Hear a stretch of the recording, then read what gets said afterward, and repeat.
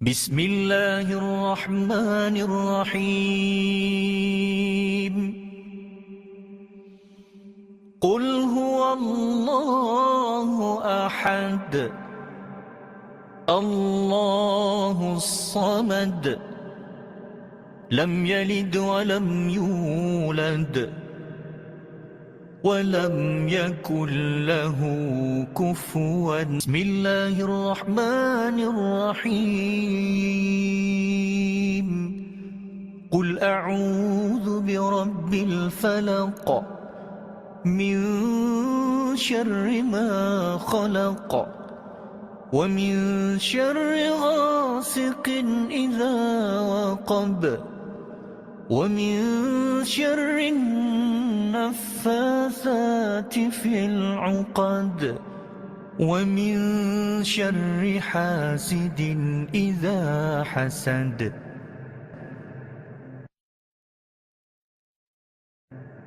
بسم الله الرحمن الرحيم. قل أعوذ برب الناس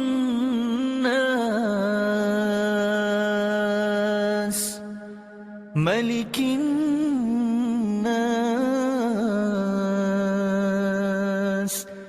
إله الناس من شر الوسواس الخناس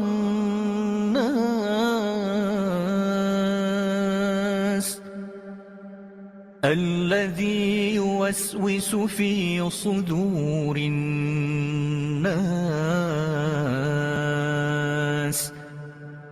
من الجنة والناس.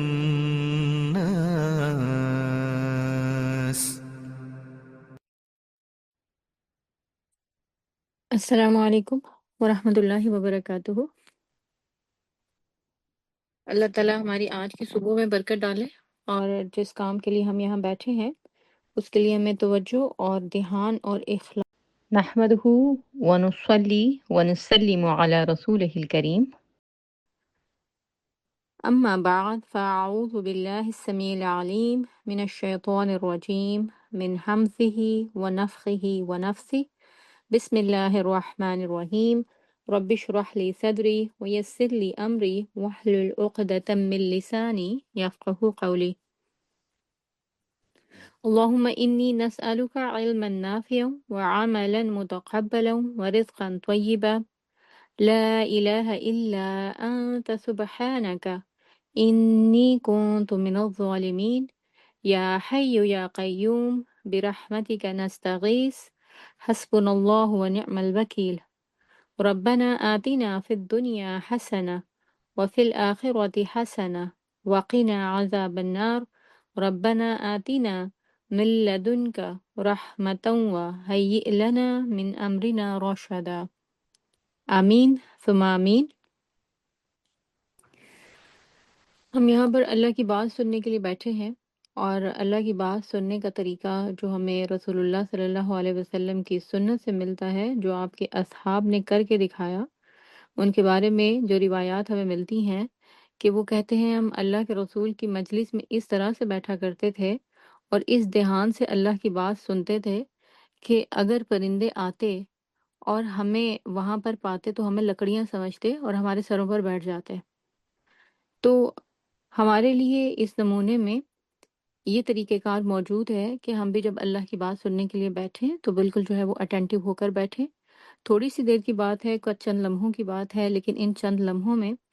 اللہ تعالیٰ وہ خزانے ہمارے ہاتھ میں دینے والے ہیں کہ جس کی وجہ سے ہماری اس دنیا میں کام یا مسائل انہی کے اندر کمی نہیں آئے گی، بلکہ جو آخرت کی منزلیں ہیں وہ بھی ہماری آسان ہو جائیں گی۔ اللہ تعالیٰ ہمیں اس علم کو لینے والا اور اس کو اپنے دل میں جذب کر کے اس کو اپنے عمل سے ظاہر کرنے والا بنائے۔ چلتے ہیں اپنے آج کے سیشن کی طرف۔ ہم معوذات کا جو پروگرام کر رہے ہیں، اس میں ہم نے ابھی تک دیکھا تھا کہ معوذات جو ہیں وہ کیا ہیں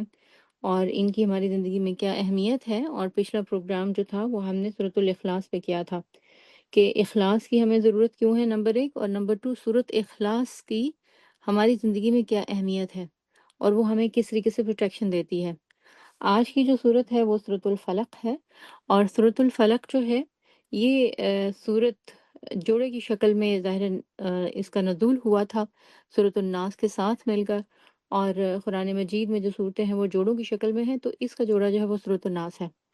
اور اگر یہ دونوں صورتیں الگ سے ڈسکرائب کی جائیں تو ان کو معوذتین کہتے ہیں، اگر تینوں ڈسکرائب کی جائیں تو ان کو معوذات جو ہے وہ کہتے ہیں۔ تو معوذتین میں آج ہم سورۃ الفلق دیکھیں گے، کیونکہ ظاہر ہے وقت کی کمی ہے، ورنہ ان دونوں صورتوں کو ایک دوسرے کے ساتھ ملا کر جو اس طرح سے بھی دیکھا جا سکتا ہے کہ دونوں پھر ایک دوسرے کو ریسیپروکیٹ کرتی ہیں، ایک دوسرے کا جو مطلب ہے اور معنی ہے ان کو زیادہ اچھے طریقے سے سمجھاتی ہیں، لیکن آج ٹائم کی کمی کی وجہ سے ہم صرف سورۃ الفلق جو ہے اسی کو دیکھ پائیں گے انشاءاللہ۔ آج کے جو ہمارے پروگرام کے نکات ہیں وہ کیا ہیں، ان میں ہم دیکھیں گے کہ سورۃ فلق جو ہے وہ کیا ہے، اس میں اللہ تعالیٰ نے ہمیں کیا بتایا ہے، اپنا انٹروڈکشن کیسے دیا ہے، اور اس کے علاوہ یہ کہ اپنے انٹروڈکشن کے ساتھ ساتھ جو اس دنیا میں مختلف طاقتیں اور جو مختلف پاورز ہیں ان کے ساتھ ہم نے کس طریقے سے ڈیل کرنا ہے، وہ طریقہ کار بھی ہمیں اسی صورت میں سمجھایا گیا ہے۔ اور سورہ فلق کی ہماری زندگی میں کیا اہمیت ہے، اس کو بھی انشاءاللہ جو ہے وہ ہم دیکھیں گے۔ پھر جو سورہ فلق ظاہر ہے کہ اس کی پاور کو، اس کی طاقت کو اور اس سے فائدہ حاصل کرنے کے لیے ہمیں جو اس کے الفاظ ہیں ان کو بھی تھوڑا بہت جو ہے وہ سمجھنا پڑے گا، تو تھوڑی سی اس کی جو ہے وہ مختصر سی تشریح دیکھیں گے۔ ظاہر ہے کہ ٹائم باؤنڈ ہے ہم، اور وقت کی جو ہے ہمارے پاس کمی ہے، تو جتنا ٹائم میسر ہوگا اتنے میں اتنا ہی دیکھ سکیں گے ہم۔ پھر یہ کہ سورہ فلق جو ہے یہ ہمیں جو فائدہ دیتی ہے وہ کس کس طریقے سے دیتی ہے، زندگی کے کن کن پہلوؤں میں دیتی ہے، کہاں کہاں دیتی ہے، انشاءاللہ اس کو بھی جو ہے وہ دیکھیں گے۔ یہ بطور تحفظ کیسے جو ہے وہ ہمیں فائدہ دیتی ہے، حفاظت کیسے کرتی ہے ہماری، اور یہ کہ علاج جو ہے اس میں کیسے مددگار ثابت ہوتی ہے، انشاءاللہ یہ ہمارے آج کے سیشن کے امپورٹنٹ پوائنٹس ہوں گے۔ معجزات اور ہم نے ایک بلکہ 3 ورڈز جو ہے وہ ہم نے دیکھے تھے، انہی کو دوبارہ سے رپیٹ کر لیتے ہیں کہ معوذات، استعاذہ، تعوذ، تعویذات، ان سب سے جو ہے وہ مراد کیا ہے کہ نظر نہ آنے والے شر سے اللہ کی پناہ لینا۔ اور اگر ان 2 صورتوں کی بات کی جائے خصوصی طور پر، تو اللہ کے رسول صلی اللہ علیہ وسلم کے الفاظ میں پچھلی کسی قوم کو حفاظت کے لیے ان کلمات میں سے کوئی صورت نہیں دی گئی، یعنی کوئی الفاظ جو ہیں کسی کو نہیں دیے گئے کہ جس میں جادو، نظر بد، حسد سے بچنے کے لیے کچھ الفاظ دیے گئے ہوں، کچھ دعائیں جو ہیں وہ دی گئی ہوں۔ یعنی یہ جو ہے یہ امت مسلمہ کا خاص گفٹ ہے، امت مسلمہ کے لیے اسپیشل گفٹ ہے جو کہ اللہ تعالیٰ نے آپ کے لیے بھیجا ہے اپنے پیغمبر کے ہاتھ سے۔ اور ہمیں گفٹس لینا ہمیشہ اچھا لگتے ہیں، ہمیں پسند آتے ہیں، اور خاص طور پر اگر وہ گفٹ ہماری جو پسندیدہ ہستیاں ہیں ان کی طرف سے ہوں تو وہ گفٹس اور زیادہ جو ہے وہ پسند آتے ہیں۔ تو یہ گفٹس اللہ نے اگر بھیجے ہیں اور خاص تحفے کی شکل میں بھیجے ہیں، ویسے تو پورا قرآن ہی تحفہ ہے، لیکن یہ کہ ان کے اندر کچھ صورتیں خصوصی تحفوں کی حیثیت جو ہے وہ رکھتی ہیں، تو پھر اس کا مطلب یہ ہے کہ ہمارا ایٹیٹیوڈ ان کی طرف بہت قدر والا، بہت دھیان والا ہونا چاہیے، اور لاپرواہی اور کیئرلیسنس جو ہے وہ بالکل نہیں ہونی چاہیے۔ نبی کریم صلی اللہ علیہ وسلم رات کو جب بستر پر آرام فرماتے تو اپنی دونوں ہتھیلیوں کو ملا کر قل هو اللہ احد، قل اعوذ برب الفلق اور قل اعوذ برب الناس، تینوں صورتیں جو قل سے شروع ہوتی ہیں، ان کو پڑھ کر ان پر پھونکتے، ہاتھوں کی ہتھیلیوں کو ملا کر، ٹھیک ہے۔ تو طریقہ کار بھی اس میں جو ہے وہ بتایا جا رہا ہے کہ اللہ کے نبی صلی اللہ علیہ وسلم کا اللہ نے جو تحفہ دیا تھا ان کو، ان کے ساتھ رویہ کیسا تھا، طریقہ کیسا تھا، استعمال کیسے کرتے تھے۔ تو اس میں ہم جو ہے اس حدیث سے ہم جو ہے طریقہ بھی سیکھ رہے ہیں، امپورٹنس بھی سیکھ رہے ہیں، اللہ کے رسول صلی اللہ علیہ وسلم کا ان صورتوں کی طرف جو ہے وہ ایٹیٹیوڈ اور میلان رجحان بھی دیکھ رہے ہیں۔ تو فرمایا ان پر پھونکتے اور پھر دونوں ہتھیلیوں کو جہاں تک ممکن ہوتا اپنے جسم پر پھیرتے تھے، پہلے سر پر پھیرتے، پھر چہرے پر پھیرتے، اور پھر سامنے کے بدن پر، اور یہ عمل آپ صلی اللہ علیہ وسلم 3 دفعہ کرتے تھے۔ تو یہ اس حدیث سے صرف ان جو صورتیں ہم کر رہے ہیں ان کی امپورٹنس بتانا جو ہے وہ مقصود ہے۔ اگر خاص طور پر ہم سورۃ الفلق کی بات کریں کہ اس کا شان نزول کیا تھا، اس کا ہسٹوریکل بیک گراؤنڈ جو ہے وہ کیا تھا، کن حالات میں سورۃ الفلق اور سورۃ الناس جو ہے وہ نازل ہوئی، تو اس میں جو ہے وہ ہمیں مختلف آراء ملتی ہیں، لیکن میں جسٹ آپ کو جو ہے وہ بیان کروں گی، جسٹ آپ کو تھوڑا سا کلو دینے کے لیے، کیونکہ آگے بات جو ہے وہ زیادہ امپورٹنٹ ہے جس کو ہم نے سمجھنا ہے۔ یہ دونوں صورتیں جو ہے وہ اکٹھی نازل ہوئی تھیں، اور ان دونوں کو ملا کر ٹوٹل 11 آیات بنتی ہیں۔ یہ صلح حدیبیہ کے بعد نازل ہوئی، زیادہ جو ہے وہ اوتھینٹک رائے یہ ہے۔ اور خیبر کے یہودیوں نے، جن میں سے کچھ لوگ جو کہ اللہ کے نبی صلی اللہ علیہ وسلم کو جب انہوں نے دیکھا کہ مکہ والوں کے ساتھ آپ کی صلح ہو گئی ہے اور آپ کو تھوڑا آرام اور چین جو ہے وہ میسر آ گیا ہے، تو انہوں نے کیا کیا کہ جو ایک جادوگر تھا لبید بن عاصم، اس کے ذریعے سے جو ہے وہ عمل کروایا۔ اچھا، اور عمل کروانے کے لیے جو یہودی خدمتگار تھا آپ صلی اللہ علیہ وسلم کا ایک، اس لڑکے کے ذریعے سے آپ صلی اللہ علیہ وسلم کے بال مبارک جو کنگھی میں لگے ہوئے تھے ان کو حاصل کیا گیا، اور اس کے بعد ان کے اوپر جو ہے وہ جادو کیا گیا۔ اور کچھ رپورٹس کے مطابق یہ لبید بن عاصم جو ہے اس کی بیٹی نے جو ہے وہ یہ عمل کیا تھا، اور کچھ نے کہا کہ لبید بن عاصم نے جو ہے وہ خود کیا تھا، لیکن بہرحال یہ اس کا مطلب ہے کہ عورت ہو اور مرد ہو، دونوں کے دونوں جو ہے وہ جادو میں انوالو ہو سکتے ہیں یا جادوگر ہو سکتے ہیں۔ اچھا، رسول اللہ صلی اللہ علیہ وسلم کی تکلیف جو تھی وہ چند دن کی تھی، اور پھر یہ کہ اس میں کچھ ہمیں جو ہے وہ مزید آراء ملتی ہیں کہ ان چند دنوں میں آپ صلی اللہ علیہ وسلم کی کیفیت کیسی تھی۔ یہ کسی باہر والے کو پتہ نہیں چلا، کسی کو جو ہے وہ اندازہ نہیں ہوا کہ آپ صلی اللہ علیہ وسلم کسی قسم کے وہم کا شکار ہیں، کوئی ہلوسینیشن ہوتی ہیں آپ کو، کوئی پرابلم ہوتا ہے۔ یہ مسئلہ صرف آپ کو پتہ چلتا تھا، اور بعض کے مطابق آپ کو سر میں تکلیف رہتی تھی، اور جیسے آپ کے سر میں درد ہو تو کسی کو پتہ نہیں چلے گا انٹل آپ کسی کو جو ہے وہ بتائیں۔ اور بعض کے مطابق یہ ہے کہ آپ صلی اللہ علیہ وسلم اپنے اندر بیویوں کی طرف انکلینیشن نہیں پاتے تھے۔ تو یہ وہ بات تھی جس نے اللہ کے نبی صلی اللہ علیہ وسلم کو اللہ تعالیٰ کی طرف جو ہے وہ متوجہ کیا۔ اور اس حدیث میں دیکھتے ہیں، یہ لمبی حدیث ہے کہ آپ صلی اللہ علیہ وسلم سے یہ روایت حضرت عائشہ نے لی ہے، اور وہ بیان کرتی ہیں کہ بنی ذریق کا ایک شخص یہودی لبید بن عاصم رسول اللہ صلی اللہ علیہ وسلم پر جادو کر دیا تھا، اور اسی وجہ سے حضرت صلی اللہ علیہ وسلم کسی چیز کے متعلق خیال کرتے کہ آپ نے وہ کام کر لیا ہے، حالانکہ آپ نے وہ کام نہ کیا ہوتا۔ مثلاً یعنی کہ آپ کو نہانے کی جو ہے وہ حاجت محسوس ہوتی، تو آپ نے وہ کام جو ہے وہ نہ کیا ہوتا، کچھ ایسے تھا جو ڈسکرپشن آتی ہے۔ اچھا، ایک دن راوی نے بیان کیا، یہ راوی کون ہے؟ حضرت عائشہ۔ وہ کہتی ہیں کہ ایک رات اللہ کے رسول صلی اللہ علیہ وسلم میرے ہاں تشریف رکھتے تھے، یعنی کہ حضرت عائشہ کی باری تھی، اور وہ کہتی ہے میں نے دیکھا کہ آپ صلی اللہ علیہ وسلم مسلسل دعا کر رہے تھے۔ پھر آپ نے فرمایا، عائشہ تمہیں معلوم ہے اللہ سے جو بات میں پوچھ رہا تھا اس نے اس کا جواب مجھے دے دیا۔ اچھا، اللہ کے رسول صلی اللہ علیہ وسلم کے اس طریقہ کار میں ہمارے لیے جو ہے وہ ایک بہت بڑی اسوہ حسنہ جو ہے وہ چھپی ہوئی ہے، اور وہ کیا ہے کہ جب ہم کسی مسئلے کا شکار ہوں تو اس وقت پریشان ہونے، پینک ہونے، کبھی اٹھنے، کبھی بیٹھنے، کبھی لیٹنے، کبھی فون اٹھانے، کبھی جو ہے وہ کسی سے بات کرنے، دوسروں سے مشورہ کرنے، ان کی بجائے کرنا کیا چاہیے کہ رسول اللہ صلی اللہ علیہ وسلم نے اپنی بیوی کو بھی اپنا مسئلہ نہیں بتایا پہلے، اور اللہ تعالیٰ سے خوب دعا کی ہے، اور جب مسئلہ حل ہوا ہے تو پھر اب وہ مسئلہ جو ہے وہ اپنی بیوی کے ساتھ جو ہے وہ شیئر کر رہے ہیں، یعنی بہت کلوز ریلیشن شپ تھا آپ کا حضرت عائشہ کے ساتھ۔ تو ان کے ساتھ بھی مسئلہ تب تک ڈسکس نہیں کیا جب تک کہ اللہ تعالیٰ کی طرف سے حل نہیں مل گیا، کیونکہ ظاہر ہے حضرت عائشہ بھی کیا کر سکتی تھی، مزید جو ہے وہ پریشان ہو جاتی۔ تو لہٰذا اس میں ہمارے لیے جو ہے وہ اس پہ ہنسنا یہ ہے کہ جب ہم کسی مسئلے پہ پریشان ہوں تو ادھر ادھر مشورے کرنے کی بجائے سب سے پہلے اللہ سے مشورہ کریں، اور اللہ سے مشورہ دعا ہی کے ذریعے سے جو ہے وہ ہو سکتا ہے، دعا مانگ مانگ کے اللہ سے اپنے مسئلے کا جو حل ہے وہ مانگے۔ تو وہ کہتی ہے، اچھا پھر حدیث کو دوبارہ شروع کرتے ہیں۔ تو وہ کہتی ہیں کہ آپ صلی اللہ علیہ وسلم نے کہا کہ میں اللہ سے جو بات پوچھ رہا تھا اللہ نے مجھے اس کا جواب دے دیا ہے۔ میرے پاس دو فرشتے حضرت جبریل علیہ السلام اور حضرت میکائیل علیہ السلام وہ آئے، اور یہ کب آئے، کیسے آئے؟ خواب میں آئے۔ اچھا، ایک میرے سر کی طرف کھڑا ہو گیا، اب آپ صلی اللہ علیہ وسلم اپنا خواب جو ہے اس کو بیان کر رہے ہیں، اور دوسرا میرے پاؤں کی طرف۔ ایک نے اپنے دوسرے ساتھی سے پوچھا ان صاحب کی بیماری کیا ہے؟ دوسرے نے کہا کہ ان پر جادو کیا گیا ہے، اور پہلے والے نے پوچھا کس نے جادو کیا ہے؟ جواب دیا اب دوسرے فرشتے نے کہ لبید بن عاصم نے۔ پوچھا کس چیز میں؟ جواب دیا کنگے اور سر کے بالوں میں جو نر کھجور کے خوشے میں رکھے ہوئے ہیں، یعنی جادوگروں کا جو طریقہ ہوتا ہے اس میں کوئی خاص طریقہ اس نے اڈاپٹ کیا۔ سوال کیا اور یہ جادو ہے کہاں، یعنی کہ جادو کر کے یہ چیزیں کہاں رکھی گئی ہیں؟ اب دوسرے فرشتے نے جواب دیا کہ زروان کے کنویں میں۔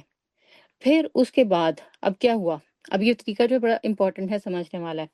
اللہ کے رسول صلی اللہ علیہ وسلم اس کنویں پر اپنے چند صحابہ کے ساتھ تشریف لے گئے، اور جب واپس آئے تو پھر جو ہے وہ آ کر حضرت عائشہ کو بتایا۔ حضرت عائشہ کو آپ نے بتایا، فرمایا عائشہ اس کا پانی یعنی اس کنویں کا پانی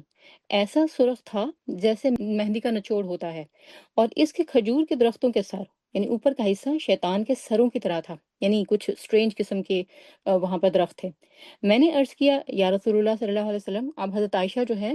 وہ اپنا کنسرن شو کر رہی ہیں، اور وہ کہتی ہیں کہ آپ صلی اللہ علیہ وسلم سے انہوں نے پوچھا کہ آپ نے اس جادو کو باہر کیوں نہیں کر دیا، یعنی کہ کنویں سے باہر نکالتے، ذرا اس کو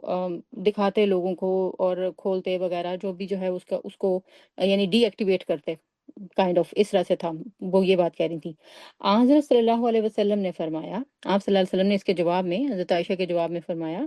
جب انہوں نے سوال کیا کہ اللہ نے مجھے اس سے عافیت دے دی، یعنی جب میں نے دعا کی، میں نے اللہ سے بار بار جو ہے مناجات کی، میں نے کہا اللہ مجھے یہ پرابلم آ گئی ہے، مجھے یہ مسئلہ ہے، تو اللہ تعالیٰ نے مجھے اس کا حل دے دیا اور مجھے بتا دیا، اور مجھے جو ہے وہ کیور ہو گیا، مجھے عافیت دے دی۔ تو آپ صلی اللہ علیہ وسلم نے کہا اس لیے میں نے مناسب نہیں سمجھا کہ اب میں خواہ مخواہ لوگوں میں اس برائی کو پھیلاؤں۔ پھر حضرت صلی اللہ علیہ وسلم نے اس جادو کا سامان، کنگھی، بال، خرما کا غلاف وغیرہ جو بھی تھا، اسی میں جو ہے وہ دفن کرا دیا، کس میں؟ کنویں میں۔ اب انشاءاللہ اس کے اوپر جو ہے وہ چل کر آگے بات کریں گے، لیکن میں نے آپ کو بہت آرام آرام سے سمجھایا ہے کہ اللہ کے رسول صلی اللہ علیہ وسلم کا طریقہ کار ایسے سٹرینج پرابلم میں کیا تھا۔ سب سے پہلے اللہ سے جو ہے وہ دعا کرنا۔ سورہ فلق جو ہے یہ ہمیں یہی بتاتی ہے۔ اس کی آج جو ہم مختصر سی اسٹڈی کریں گے، اس میں انشاءاللہ ہم اسی چیز کو جو ہے وہ دیکھیں گے کہ اللہ تعالیٰ نے ہمیں کیا طریقہ بتایا ہے۔ آپ صلی اللہ علیہ وسلم کی سنت بھی ہمارے سامنے آ گئی، اور اللہ کے رسول صلی اللہ علیہ وسلم کی سنت کے بعد قرآن نے جس طریقے سے یہ بات ہمیں انسٹل کی ہے، ہمیں سمجھائی ہے، ہم انشاءاللہ وہ دیکھیں گے۔ سورہ فلق جو ہے نا، یہ ترکیب یہ باقی قرآن کی طرح ہمارے لیے ذکر ہے، ریمائنڈر ہے کہ ہم نے کرنا کیا ہے ایسے پرابلمس میں، ایسی پریشانیوں میں جہاں کوئی حل نظر نہ آتا ہو، کوئی دوسرا اس کا حل بتا نہ سکتا ہو، اس وقت ہمیں جو ہے وہ کیا کرنے کی ضرورت ہے۔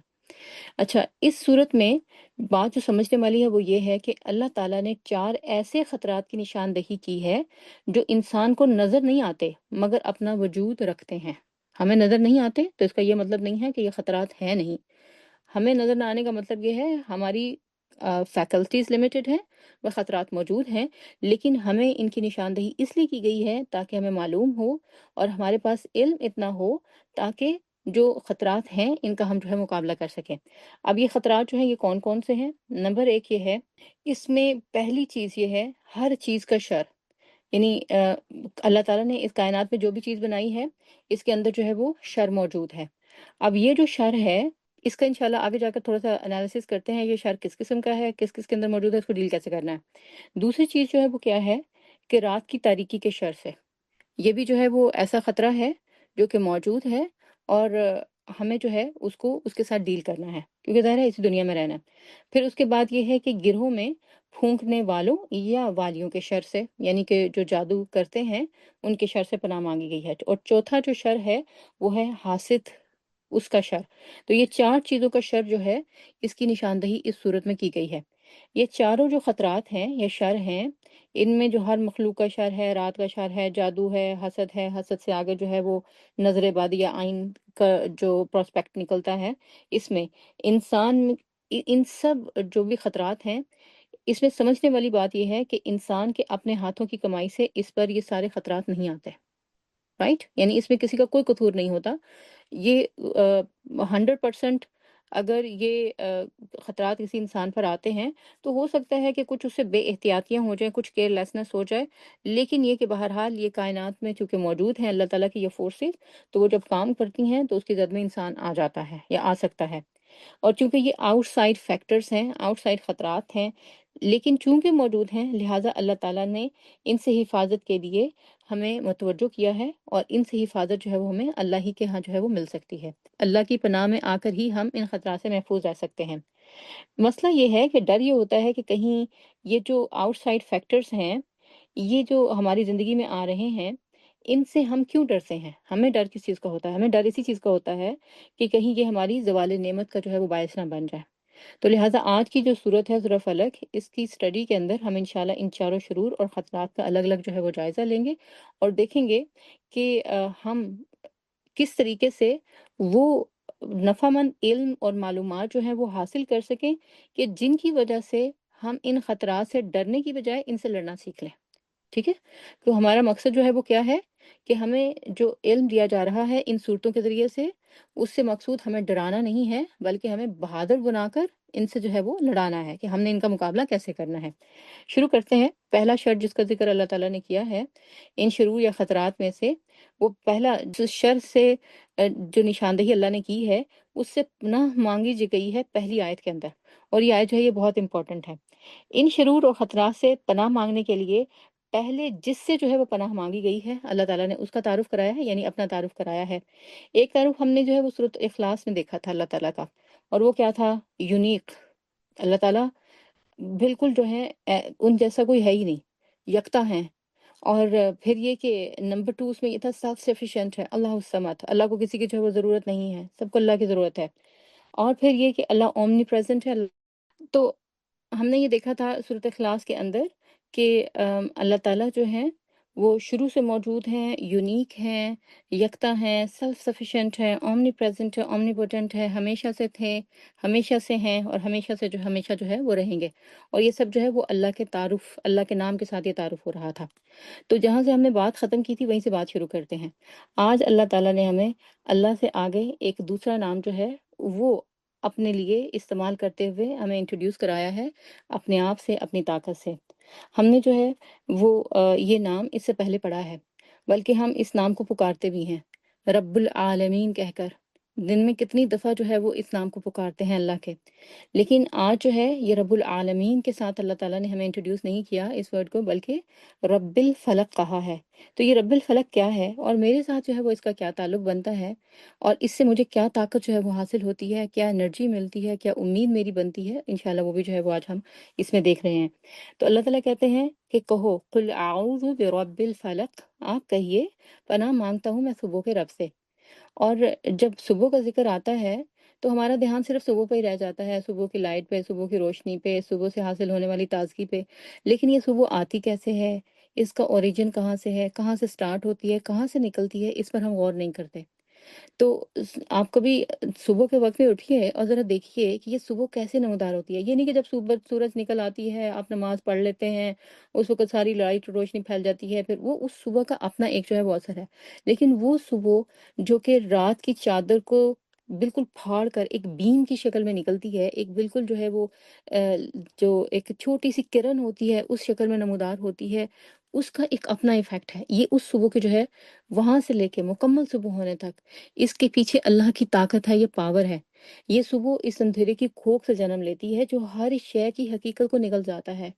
رات میں ایک چیز اگر آپ رکھیں باہر اور اس کو جو ہے وہ اندھیرے میں دیکھیں، آپ کو وہ اور چیز نظر آئے گی، دن کی روشنی میں وہ چیز کچھ اور نظر آئے گی۔ ذرا تجربہ کر کے دیکھیے گا، اپنی کوئی چیز رات کو باہر رکھیں اور پھر جائیں اس کو دیکھنے رات کے اندھیرے میں، وہ چیز آپ کو بالکل ہی اپنی اصل کے ساتھ نظر ہی نہیں آئے گی، اور دن کی روشنی میں جو ہے وہ بالکل ڈیفرنٹ جو ہے وہ نظر آئے گی۔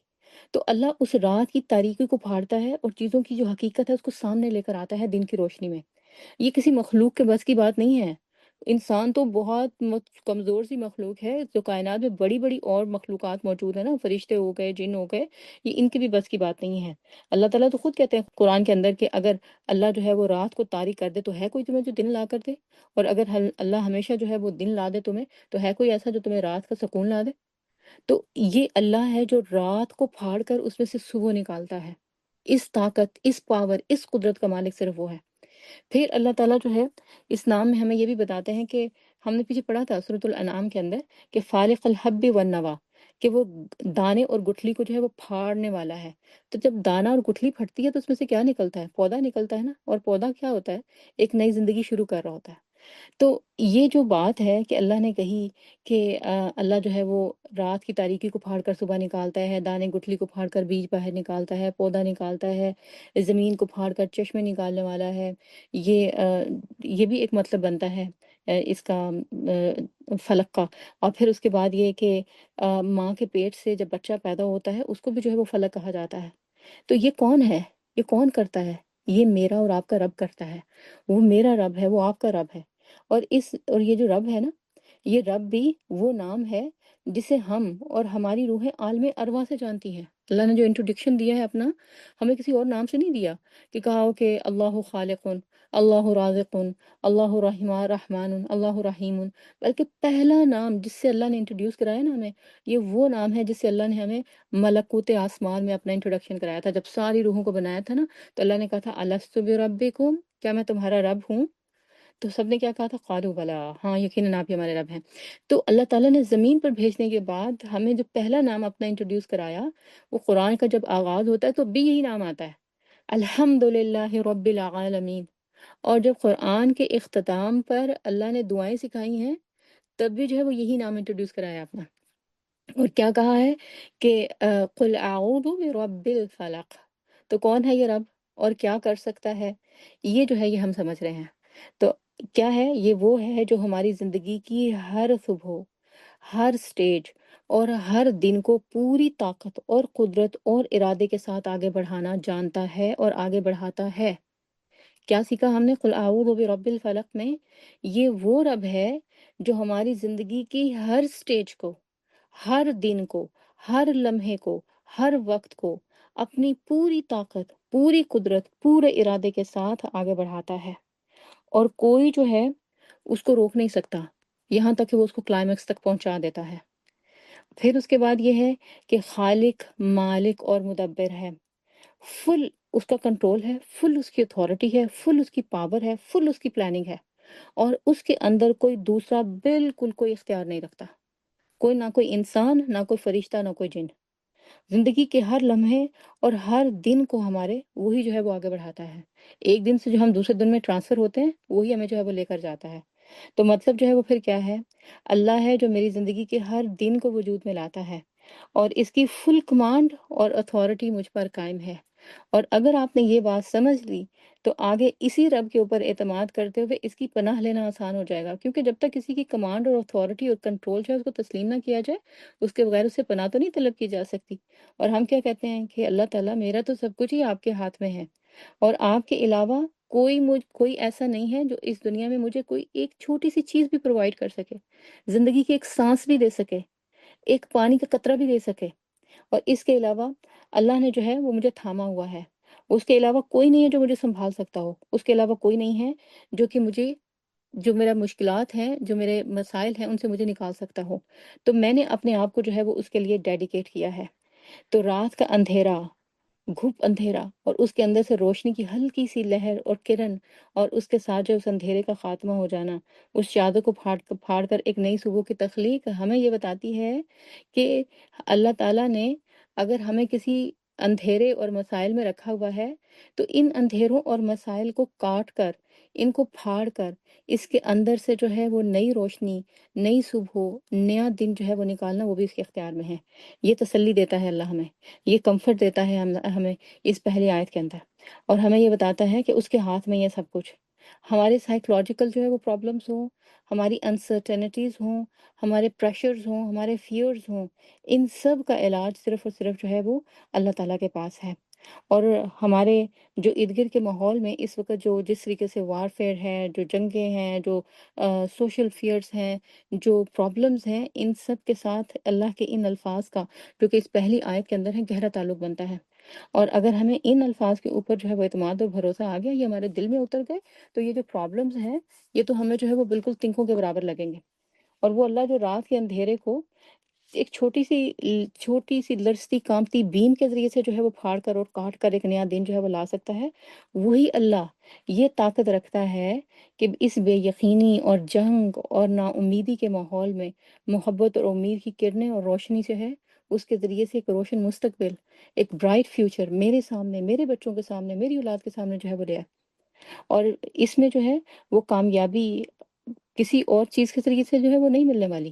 یہ صرف جو ہے وہ اسی سے ملنے والی ہے کہ اگر انسان جو ہے وہ اللہ سے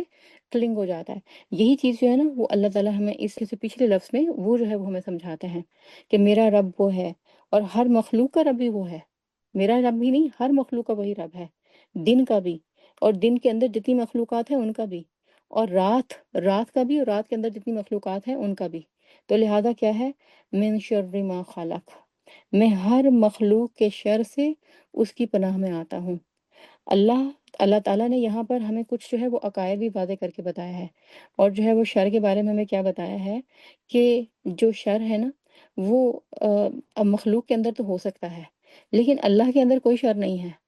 من شر ما خلق، ایک چیز تو یہ بتائی، مخلوق کے اندر شر ہے، اللہ میں کوئی شر نہیں، اللہ جو ہے وہ پرفیکٹ ہے۔ نمبر ٹو جو ہے وہ کیا ہے، ساری کی ساری مخلوق جو ہے وہ شر انگیزی نہیں کرتی، یا اللہ کی مخلوق جو ہے وہ ٹوٹل جو ہے وہ شر پر مبنی نہیں ہے، اس کے اندر جو ہے وہ خیر بھی موجود ہے۔ انسان تو انسان، شیطان جو ہے وہ بھی مکمل طور پر جو ہے وہ شر نہیں تھا، اگر اس کے بارے میں ہم جانتے ہیں کس طریقے سے وہ اللہ کی عبادت کرتا رہا ہے اور کس طریقے سے جو ہے وہ اللہ کے قریب رہا ہے، تو یہ چیز جو ہے وہ ہمیں بتانے کے لیے کافی ہے کہ وہ رب جو ہے اس نے جس شر کو تخلیق کیا ہے وہ اس کو جانتا بھی ہے، اور یہ بھی جانتا ہے کہ اس کی تعداد کتنی ہے، اس کی پرسنٹیج جو ہے وہ کتنی ہے، اور کون کون جو ہے وہ کس طاقت کا مالک ہے۔ پھر اس کے بعد جو ہے ہم یہ بھی دیکھتے ہیں کہ اگر جو ہے وہ شر اگر کسی دل میں آ جاتا ہے، تو وہ جو دل میں گہرے اندھیروں کی شکل میں آتا ہے، شک کی شکل میں جو ہے وہ آتا ہے یہ شر، اور اس سے حفاظت جو ہے وہ بھی کون کر سکتا ہے، صرف اور صرف جو ہے وہ اللہ ہی کر سکتا ہے۔ تو لہٰذا دل کے اندر وسوسے آ جائیں، شک آ جائیں، تو یہ بھی کیا ہے، وہ شر ہے، اور یہ شر بھی جو ہے وہ اللہ کے کنٹرول سے باہر نہیں ہے۔ اللہ کے بارے میں ہو، اللہ کے رسول کے بارے میں ہو، اللہ کے رسول کے بیٹوں کے بارے میں ہو، بیٹیوں کے بارے میں، اہل بیت کے بارے میں ہو، آپ کی شادیوں کے بارے میں ہو، ان سب کا علاج جو ہے وہ اس صورت کے اندر ہے، اور یقین کے ساتھ ان الفاظ کی ادائیگی کے اندر ہے کہ میرا رب جو ہے وہ جس طرح سے باہر کے اندھیرے کو جو ہے وہ کاٹ سکتا ہے، اسی طرح دل پر چھائے اندھیرے جو ہیں ان سے بھی جو ہے اس شک کو کاٹ کر پھاڑ کر جو ہے وہ یقین کی نئی صبح جو ہے وہ نکال سکتا ہے۔ اسی طریقے سے جو ہے اس میں ہمیں جو ہے وہ یہ بھی پتہ چلتا ہے کہ جب اللہ جو ہے وہ سارے کے سارے شرور کو جانتا ہے، تو اس کا مطلب جو ہے کہ کوئی شر ایسا نہیں ہے جو نہ میرے اندر نہ میرے باہر، جو کہ اللہ کی جو ہے وہ پہنچے باہر ہو۔ اور ہر مخلوق کا جو شر ہے، اس میں ایک چیز یہ بھی جو ہے وہ جاننے والی ہے، ہر مخلوق کا شر جو ہے وہ اللہ کے کنٹرول میں بھی ہے، نمبر ایک، اور مخلوق کا یہ جو شر ہے وہ اس کے اپنے ہاتھوں کی جو ہے وہ کمائی ہوتا ہے۔ اللہ تعالیٰ اس کے حق میں ظالم نہیں ہے، مخلوق خود جو ہے وہ اپنے آپ کو شرور میں جو ہے وہ گرفتار کرتی ہے۔ اور اس کے بعد جو ہے یہاں پر جو ہے وہ ہمیں پھر یہ بھی جو ہے وہ دیکھنے کو ملتا ہے، یہ تو تھی نا آیا نمبر جو ہے وہ 1 اور 2، آیا نمبر 3 جو ہے اس میں ایک اسپیسیفک شر جو ہے اس سے پناہ مانگی گئی ہے۔ یہ آیا نمبر 2 کے اندر تھا عمومی شر، اور آیا نمبر 3 کے اندر ہے خصوصی طور پر ایک شر، وہ کون سا، وَمِن شَرِّ غاسق اذا وقب، اور یہ جو شر ہے یہ رات کا شر ہے۔ تو رات کے اندھیرے ہیں یا دل کے اندھیرے ہیں، شک کی وجہ سے، وسوسے کی وجہ سے، ان سب کا علاج جو ہے وہ اس صورت کے اندر ہے۔ اور پھر اس کے بعد جو اگلی آیات ہیں، من شر غاسق اذا وقب کے بعد ومن شر النفاثات فی العقد ومن شر حاسد اذا حسد، تو دوسری آیت، تیسری آیت اور چوتھی آیت، ان تینوں کے اندر جو ہے وہ اسپیسیفک جو مختلف شرور ہیں ان کا ذکر کیا گیا ہے۔ ان میں ایک طرف جو ہے وہ رات کا شر ہے، پھر اس کے بعد جو ہے وہ جو تیسری آیت ہے اس میں جادو کا جو ہے وہ شر ہے، پھر اس کے بعد جو آخری ہے اس کے اندر جو ہے وہ اس میں جو حسد کا شر ہے اس سے جو ہے وہ پناہ مانگی گئی ہے۔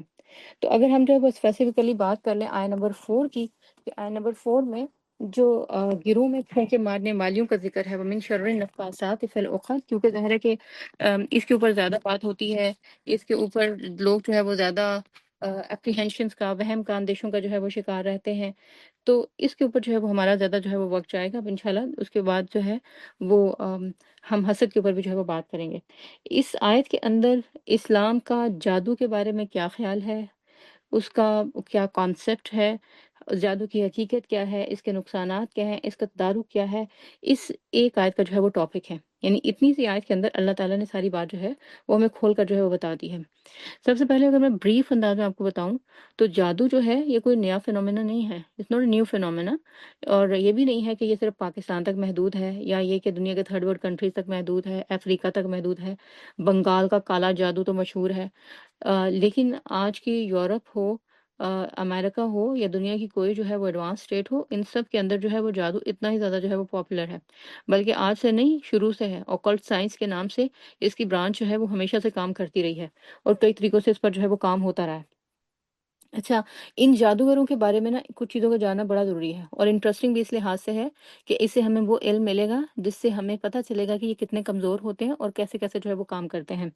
اچھا، اس میں ایک چیز جو ہے وہ یہ ہے کہ یہ جادوگر جو ہے نا یہ گروپ میں کام کرتے ہیں، اکیلے اکیلے کام نہیں کرتے، اور ان کے بھی جو ہے وہ سالانہ اجتماعات ہوتے ہیں، اور پھر جہاں پر یہ جادو سیکھتے بھی ہیں اس کو اپلائی بھی کرتے ہیں، اور پھر ان کو جو ہے وہ شیطان کی طرف سے طاقت اور انرجی بھی جو ہے وہ ملتی ہے۔ اچھا، پھر جب یہ جادو کرتے ہیں تو اس کے لیے انہیں جانوروں یا مردہ انسانوں کے اعضاء ان کا استعمال کرنا ہوتا ہے، اور مثلا جیسے آپ نے سنا ہوگا شاید کتے کی دم، الو کی دم، کتے کی آنکھ، اسی طرح جانوروں کے دل وغیرہ وغیرہ، اور انسانی کھوپڑیاں وغیرہ وہ بھی جو ہے وہ اس کو استعمال کرتے ہیں، جن کے ذریعے سے پھر جو ہے یہ جادو کرتے ہیں۔ جادو کرنے والا جو ہے وہ اس کا ایک ہمزاد بھی ہوتا ہے، شاید آپ نے یہ لفظ سنا ہو، جس کو ہم قرین بھی جو ہے وہ کہتے ہیں۔ یہ کاؤنٹر پارٹ اس کا جو ہے یہ جن ہوتا ہے، اور جادوگر اکیلا کچھ نہیں کر سکتا، اس کو جادو کے لیے جن کی جو ہے وہ مدد چاہیے ہوتی ہے، اور جن جو ہے وہ بھی جو ہے وہ اللہ کی مخلوق ہے، اور یہ جو جن ہوتے ہیں نا یہ اسپیسیفک شکل کے نہیں ہوتے ہیں، یہ جن جو ہیں یہ انسانوں کے مقابلے میں فزیکل پاور زیادہ رکھتے ہیں۔ انسانوں کے مقابلے میں ان کے اندر کیا ہے، جسمانی طاقت زیادہ ہے، ان کے بچے بھی بہت زیادہ ہوتے ہیں،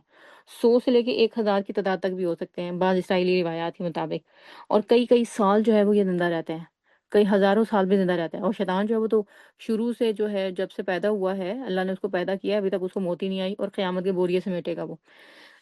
ہم بعض لوگوں کے بارے میں کہتے ہیں نا کہ تم کیا قیامت کے بوریے سمیٹے گا، وہ تو نہیں سمیٹے گا کوئی انسان، لیکن دیکھیے شیطان ضرور سمیٹے گا، قیامت تک زندہ رہے گا۔ اچھا، پھر ان کو جو ہے وہ اللہ تعالیٰ نے خاص طاقت دی ہے کہ یہ انسانوں کو دیکھ سکتے ہیں، انسان ان کو نہیں دیکھ سکتے، اور قرآن کے اندر آتا ہے نا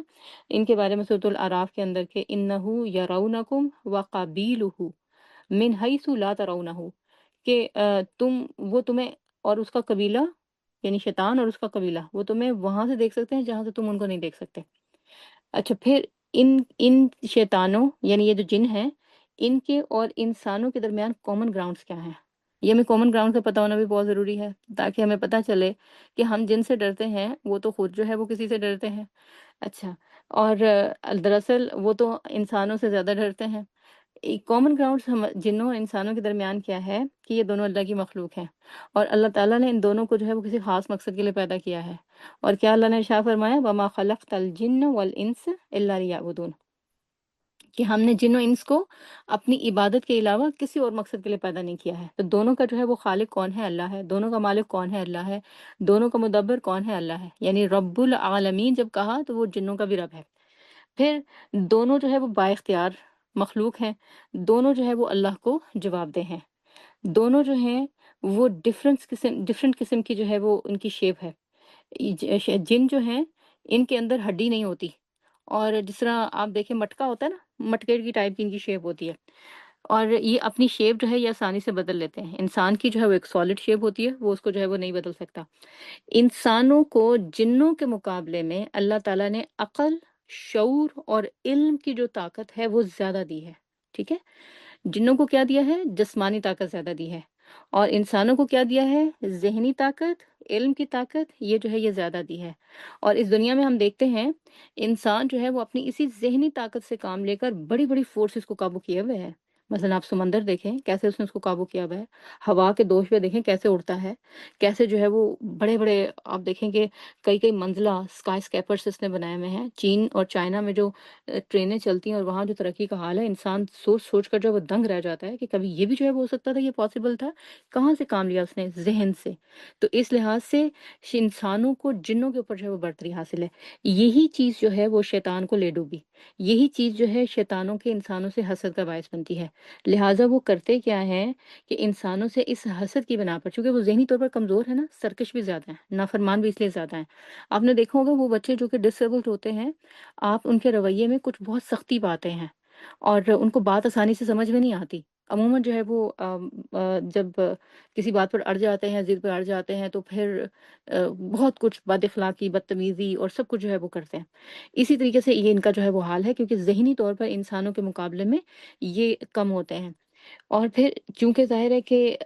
انسانوں سے حسد ہے، تو پھر کیا کرتے ہیں کہ انسانوں کو اپنے پیچھے لگانے کی کوشش کرتے ہیں، اور اگر کوئی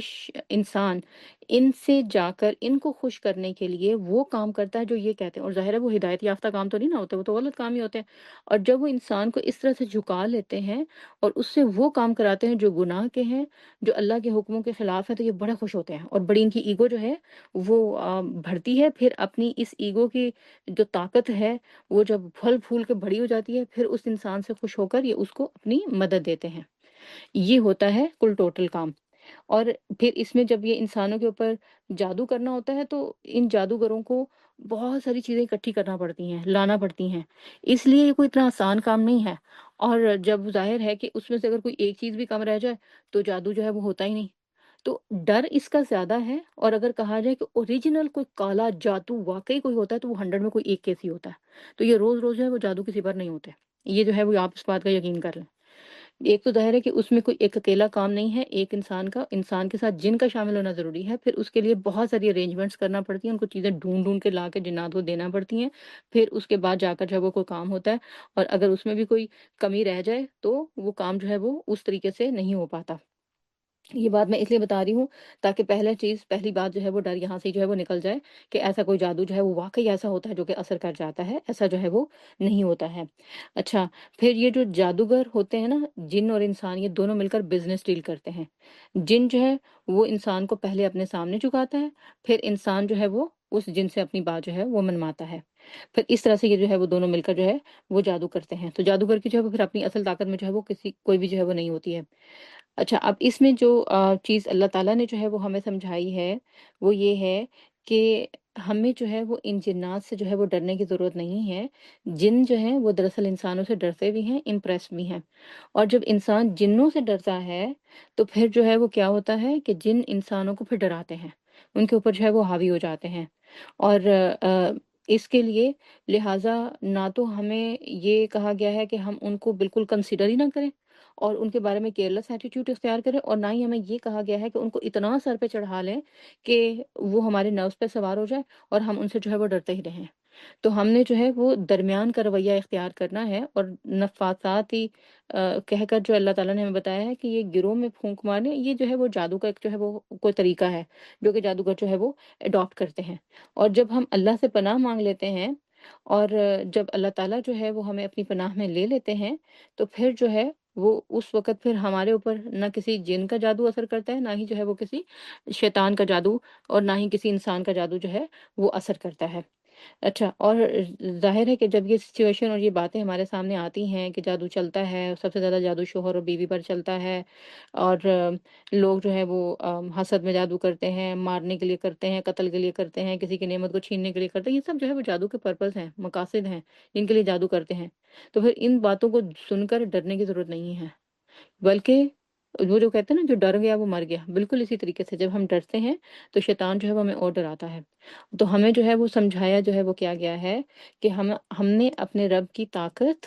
اور اس کے بھروسے کے اوپر جو اس نے ہمیں علم دیا ہے اور جو کام کرنے کو کہے ہیں، ان کو ہم اس طریقے سے کریں گے، یا ان کو اس طریقے سے ہم کریں کہ ہمارے اوپر جو اللہ کا رنگ ہے وہ چڑھتا چلا جائے، اللہ کے ہم جو ہے وہ قریب ہوتے چلے جائیں، تاکہ اللہ تعالیٰ جو ہے وہ ہماری پروٹیکشن جو ہے وہ کرتے چلے جائیں۔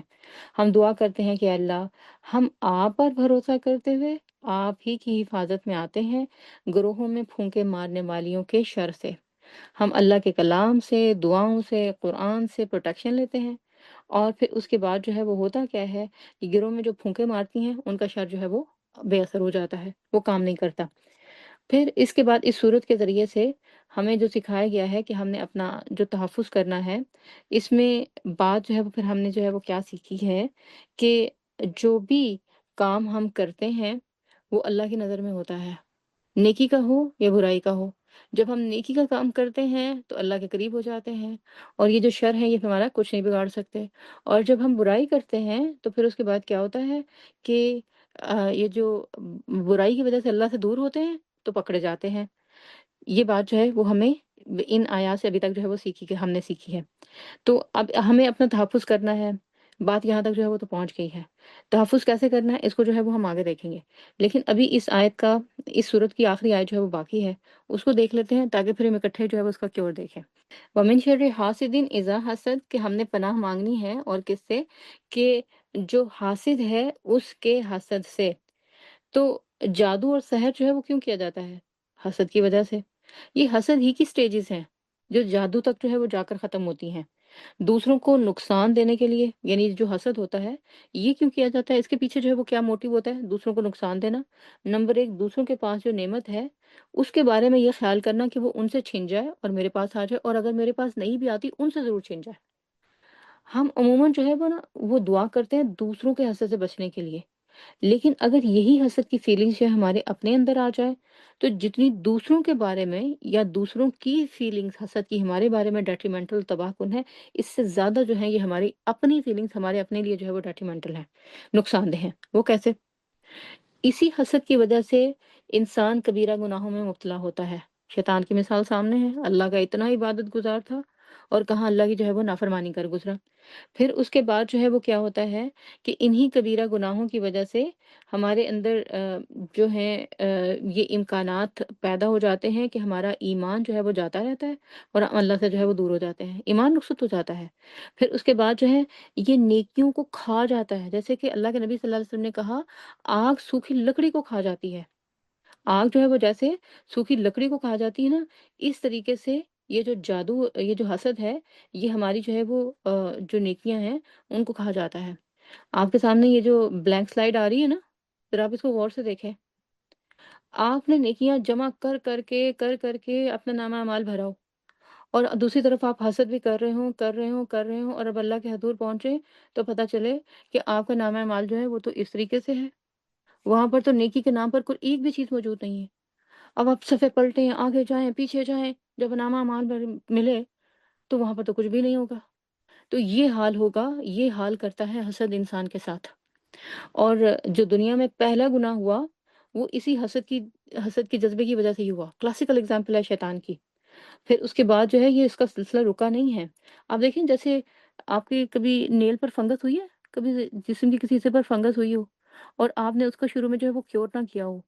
اور اس کے بعد جو ہے وہ کیا ہو کہ وہ بڑھتے بڑھتے بڑھتے پہلے ایک چھوٹا سا ڈاٹ تھا، ایک چھوٹا سا نقطہ تھا، وہ بڑھتے بڑھتے جو ہے وہ پورا سرکل بن گیا ہو، یا اس نے اگر ناخن پر ہے تو پورے ناخن کو اپنی لپیٹ میں لے لیا ہو۔ یہ حسد اس طریقے سے کرتا ہے، انسان کو پہلے جو ہے وہ اندر سے لٹل جو ہے وہ اس کو اسکریچ کرتا ہے، پھر یہ اسکریچ بڑھتے بڑھتے جو ہے وہ اتنا ہو جاتا ہے کہ یہ ہر جگہ پر جو ہے وہ انسان کو زخم دینا شروع کر دیتا ہے، اور ساری اس کی جو ہے وہ نیکیاں اور فیکلٹیز جو ہے وہ کھا جاتا ہے اور سارا کام جو ہے وہ اسی پہ لگا دیتا ہے۔ اور اگر آپ دیکھیں نا تو ہماری جو ارد گرد کا معاشرہ پورا کا پورا اس حسد میں مبتلا ہے، مذہبی طبقہ بھی نہیں چھوٹا ہوا۔ مسجدوں میں حسد ہے، اسلامک آرگنائزیشن میں حسد ہے، کام کرنے والے آپس میں جو ہے وہ حسد کرتے ہیں، پڑھانے والے ٹیچر حسد کرتے ہیں، اسٹوڈنٹ ٹیچر سے حسد کرتے ہیں، اور اسٹوڈنٹ دوسرے ٹیچرز کے اسٹوڈنٹ سے، ان سے جو ہے وہ حسد کرتے ہیں، آپس میں یہی کمپٹیشن جو ہے وہ ختم نہیں ہوتا ہے۔ پھر اس کے بعد جو ہے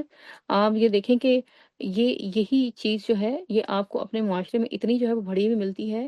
کہ جو سب سے پیارے نیئر ڈیئر رشتے ہوتے ہیں ان کے اندر حسد ہے۔ ماں کو بچوں سے حسد ہو جاتا ہے اور بچوں کو ماں سے حسد ہو جاتا ہے، اور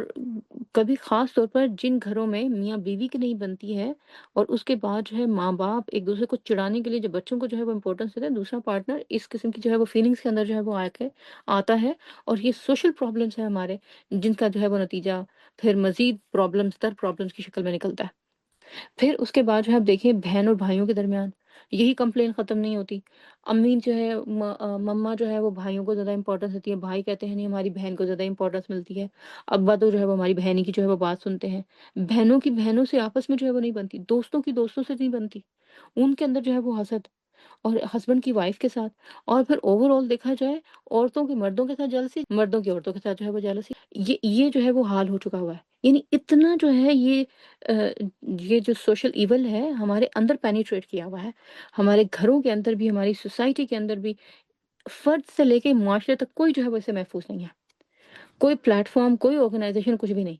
پھر آپ دیکھیں اللہ کے نبی صلی اللہ علیہ وسلم پر یہ جو جادو ہوا تھا یہ کس نے کیا تھا؟ یہود نے۔ کیوں کیا تھا؟ آپ صلی اللہ علیہ وسلم سے جیلسی تھی کہ آپ جو ہے وہ بنو اسماعیل میں آ گئے، جبکہ جو پیغمبری کا سلسلہ تھا وہ تو اللہ نے وعدہ کیا تھا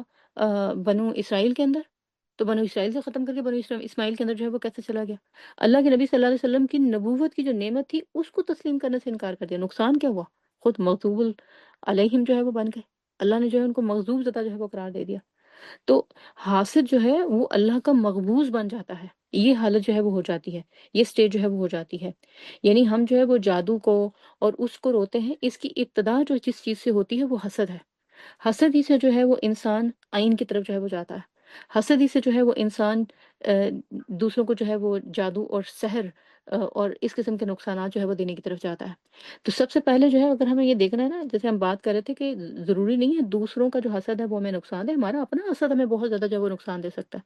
اور یہ فیلنگ جو ہیں یہ ہر ایک کے اندر اللہ نے رکھی ہیں، کبھی اگنائٹ ہو جاتی ہیں، کبھی جو ہے وہ وہیں پہ ڈورمنٹ رہتی ہیں، یہ یاد رکھیے گا، ہیں ہر ایک کے اندر ہی، کسی کی ڈورمنٹ ہے، کسی کی جو ہے وہ ایک دم سے ایکٹیو ہو جاتی ہے، کسی کی چھپی ہوئی ہیں سوئی ہوئی ہیں، کسی کی جو ہے وہ جاگی ہوئی ہیں۔ تو کرنے کی ضرورت کیا ہے، ان کو کنٹرول کرنا۔ کنٹرول کریں گے کیسے؟ جب ہمیں جو ہے وہ پتہ ہوگا کہ دراصل ہوتی کیا ہے اور کرنا کیا ہے۔ تو سب سے پہلے جو ہے وہ کیا ہے، آپ دیکھتے ہیں کہ لوگوں کو مطلب آپ کیسے اپنے آپ کو جج کریں گے کہ میرے اندر یہ فیلنگس ہیں یا نہیں؟ تو پہلی فیلنگس کے لوگ کیا ہے جو اس کو آپ کو جج کرنا ہے کہ لوگوں کو اپنے سے آگے نکلتے دیکھ کر آپ سے برداشت نہیں ہوتا۔ کسی کی خوشی آپ کو اچھی نہ لگے، کسی کا جو ہے وہ اچھا گھر آپ کو اچھا نہ لگے، کسی کی اچھی گاڑی اچھی سواری وہ آپ کو جو ہے وہ اچھی نہ لگے، کسی کا بچہ سمارٹ ہے یا کوئی خود سمارٹ ہے انٹیلیجنٹ ہے وہ آپ کو جو ہے وہ تکلیف میں مبتلا کرنا شروع کر دے، شوہر کی ماں سے جو ہے وہ یہ بھی پرابلم ہے، وہ اس کو زیادہ امپورٹنس مل رہی ہے تو اس سے جو ہے وہ حسد ہونا شروع ہو جائے اور وہ اچھا نہ لگے۔ اچھا، بیٹے کی بیوی، اس کو جو ہے وہ اگر امپورٹنس مل رہی ہے محبت مل رہی ہے وہ جو ہے وہ اچھا نہ لگے۔ تو یہ ساری اسی طرح آ،